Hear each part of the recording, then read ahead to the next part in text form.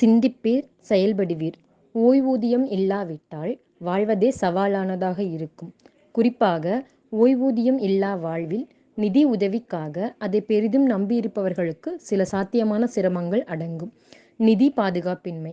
பணியிலிருக்கும் போது சம்பளம் பெற்றவர் ஓய்வு பெற்ற பின் நிலையான வருமானம் இல்லாமல் ஓய்வு பெறுபவர்கள் தங்கள் வாழ்க்கையை சமாளிக்க சிரமப்பட வேண்டியுள்ளது. குறைக்கப்பட்ட வாழ்க்கை தரம். வரையறுக்கப்பட்ட மாத வருமானம் நின்று போகும். நிதி ஆதாரம் குறைந்ததும் வாழ்க்கை தரம் குறைய ஆரம்பிக்கும். அதிகரித்த மன அழுத்தம். ஓய்வூதியம் இல்லாமல் அவரின் மன அழுத்தம் மட்டுமல்ல, அவரது குடும்பமே மிகுந்த மன அழுத்தத்திற்கு உள்ளாகும். மற்றவர்களை சார்ந்திருத்தல். பணியில் இருக்கும்போது அவரது குடும்பம் அவரையே சார்ந்திருக்கும்.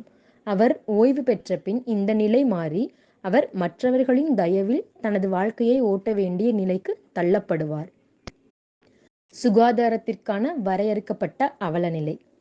ஓய்வூதியம் இல்லாமல் வயதான காலத்தில் தரமான மருத்துவ வசதி இல்லாமல் வாழ்வதே கடினமாக இருக்கும். சமூக தனிமைப்படுத்தல். நிதி தட்டுப்பாடுகள் காரணமாக ஏற்கனவே இருந்த குடும்பம் மற்றும் சமூக தொடர்புகளிலிருந்து விலகி தனிமைப்படுத்திக் கொள்ளும் உணர்வுகள் ஏற்பட வழிவகுக்கும்.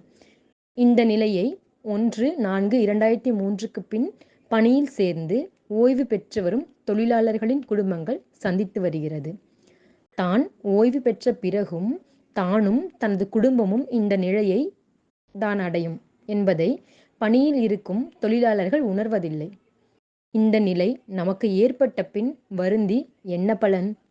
பணியில் இருக்கும் போதே நமது ஓய்வூதியத்தை நாம் பெற்றிட போராட வேண்டாமா? பணிக்கால சுகத்திற்காக நம் எதிர்கால குடும்ப வாழ்வை அடகு வைக்கலாமா? சிந்திப்பீர். 10/9/2024 அன்று கூட்டமைப்பு சங்கங்கள் சார்பில் நடைபெறும் ஆர்ப்பாட்டத்தில் அனைவரும் பங்கெடுப்போம். ஓய்வூதிய உரிமையை மீட்டெடுப்போம்.